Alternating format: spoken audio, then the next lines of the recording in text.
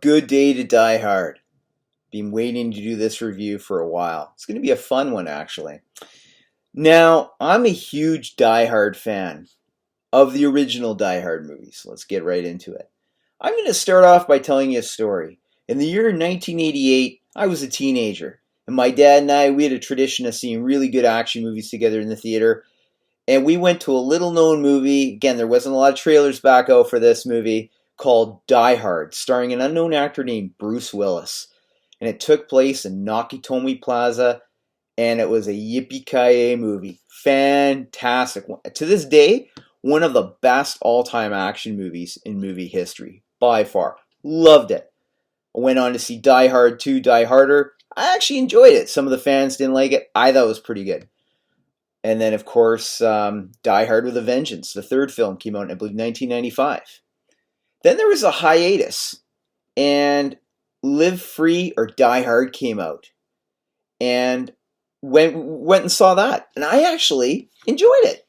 It wasn't too bad. It wasn't as good as the first three Die Hards, but it wasn't bad. 2013, he's coming back for the fifth time in a movie called A Good Day to Die Hard. I saw the trailer. It didn't look that good, actually. But hang on a second. This is Bruce Willis, John McClane. It's going to be good. It's got to be good. I mean, think back to the original Die Hard, right? I mean, why would he make a movie if it's not going to be good? All right. So I, along with my wife, went to the IMAX theater in our local movie theater, and I paid top dollar to go to the IMAX because it was being shown in IMAX. I'm thinking, this is great. Die Hard in IMAX. I've never watched a Die Hard in IMAX before. First time. Also probably be my last time, but I'll get into that. We watched this movie, and I'm surprised. There's like huge IMAX theater, and there's probably like 8 to 10 of us in this theater. I'm thinking, why is there only a few people here? Now, this is back in the day before I started looking at Rotten Tomatoes before I saw a movie. So, whatever. And that's me. That's why I can give a fair review. I didn't go in there with any ideas, but I did go in with high hopes, and the bar set high. I watched this movie, and it was horrible. Horrible. This isn't John McClane. This isn't Die Hard. What am I watching here? I'm watching two things. I'm watching a hot mess, and I'm also watching the beginning of Bruce Willis's Hollywood decline. Fast decline into straight to DVD rentals. And he's still making them to this day. And how to sleepwalk through a movie. This is what Bruce Willis is now really good at, going into a supposed action movie and just kind of walking through it to get his paycheck at the end. This movie was disgraceful. So let me get into the premise because maybe you enjoyed it. There's going to be some spoilers here, but I'm probably doing you a favor if it prevents you from seeing this contrived mess. So we have John McClane. You know, he's in New York. He's still a cop.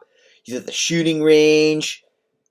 And one of his friends comes in and says, listen, your son, your adult son, John McClane Jr., is in trouble in Russia. He's going to court. He's being arrested. So you're thinking, oh boy, John McClane's kid didn't turn out so good, I guess. Well, you'll find out quickly enough that he actually did. So John McClane hops in a plane. He's off to Moscow, Russia, to help his son. Now, during this time, his son breaks out of the courtroom in a big kind of escape heist. And John McClane gets there and sees his son and goes, what's going on? So John McClane gets in on the chase too. Now they go down the freeway. I'm assuming it's Moscow. And John McClane's trying to get people the way he's yelling at them in English because everybody, that lives in Moscow probably speaks English. And literally starts mowing down, like toppling over innocent people, most likely killing them. And he's making jokes and quips. Now, let's just stop for a second and think back to 1988 Die Hard. John McClane saved a lot of innocent people. He risked his life jumping off a building, taking down international terrorists. Die Hard 2, he tried to land a plane, and when it crashed, he was devastated. This isn't the same John McClane. This John McClane's the Terminator in this movie. He doesn't care about anybody. But anyways, let's catch up. So he liaisons with his son, John Jr., and guess what? This is where you need to suspend any belief of reality here. John Jr. is actually not a criminal. He's an undercover CIA operative, but his dad had no idea. I mean, think about this for a second. John Jr. joins the CIA. So I'm assuming he's a soldier at this time. Well, let's be in reality here, right? Becomes a soldier, joins the CIA. They're going to do what's called a background check. So they're going to be speaking with your father, who is a hero in the police world, and he's an NYPD officer. You don't think they're going to talk to him about getting the CIA? Better yet, when John first joins the CIA, I'm pretty sure it's a proud moment in his life. You don't think he's going to share that with his mother and his father? Even if he doesn't talk to his father, he's going to share it with his sister, his mother, who are both characters in the Die Hard universe. But no, not this time around. He's on deep undercover. Nobody knows he's a top secret CIA agent. So that they get past that. John's relieved that his son's not a criminal. His son's a hero, actually.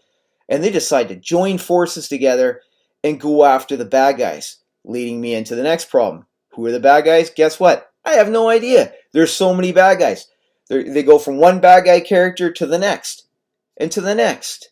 And to the next. And while you're watching this, kind of connect the dots with all these different villains, you're thinking, what is the plot here again? Like, what are they after? Tell you the truth, I still don't know. And it's been quite a few years since I've seen this movie, but I still can't put it together. In any event, I'll talk about one villain here. So, one villain, he's kind of a goofy guy in a suit, and he basically sits there and he chews on a carrot as he's about ready to torture John McClane and John Jr. It's one of those classic James Bond 1960 villains who figures, you know what, you're going to die anyway, so let me tell you everything. So he starts eating this carrot and nibbling on it like he's Bugs Bunny, and I guess it's supposed to be an original character, you know, like, you got to keep in mind, when you're dealing with Die Hard, you're dealing with Hans Gruber, Alan Rickman, awesome actor, late actor now, unfortunately, but fantastic character. And this is what it's come to, some nobody eating a carrot? Anyways, whatever it is, what it is. But I got to tell you about the action scenes, because Die Hard is an action series. Let's just put it this way.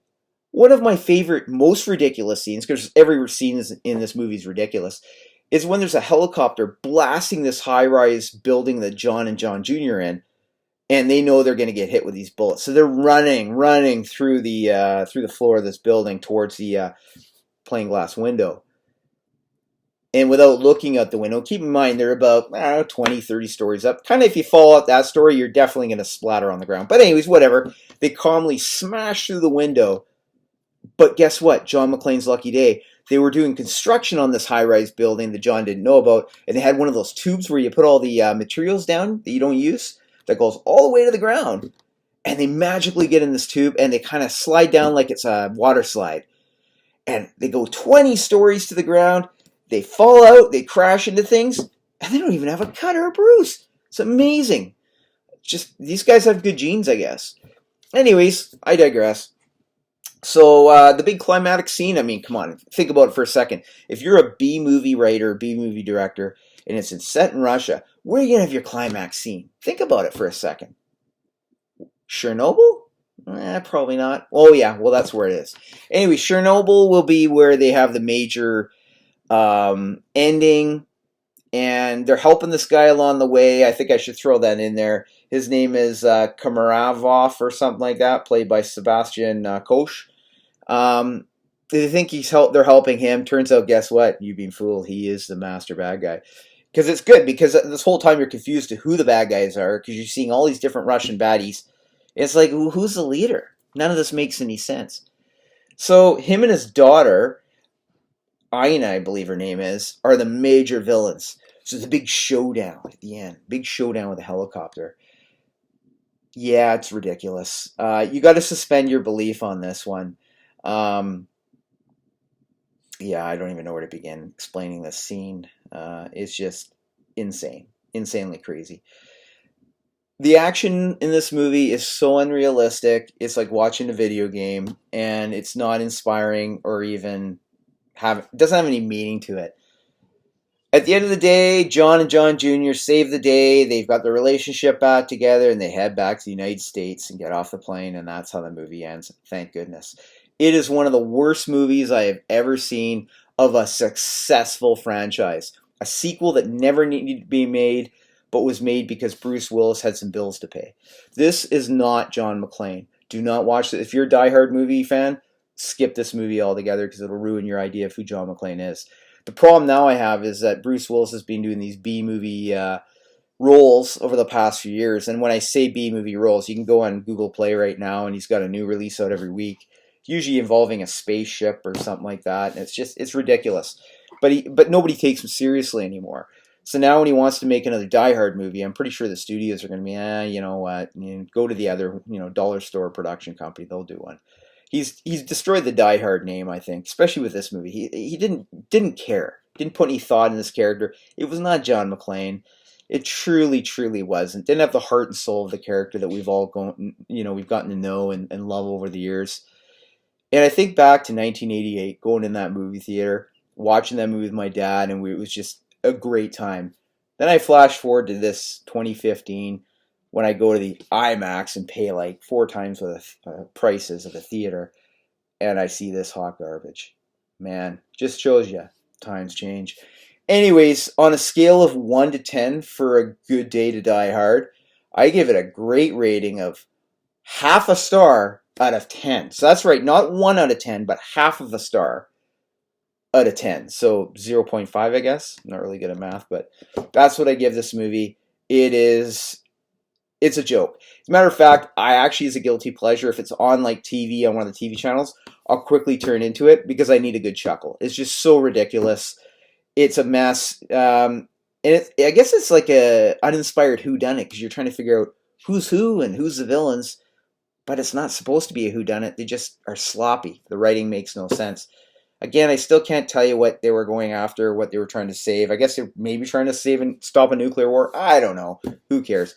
This was not the John McClane you and I know. Skip this movie. Go back and watch the first 4 Die Hards. They're pretty good. This one, hot mess, man. Take it easy, guys. Like my channel, subscribe. Tell me what you thought of this epic blockbuster, and leave some comments below. See ya.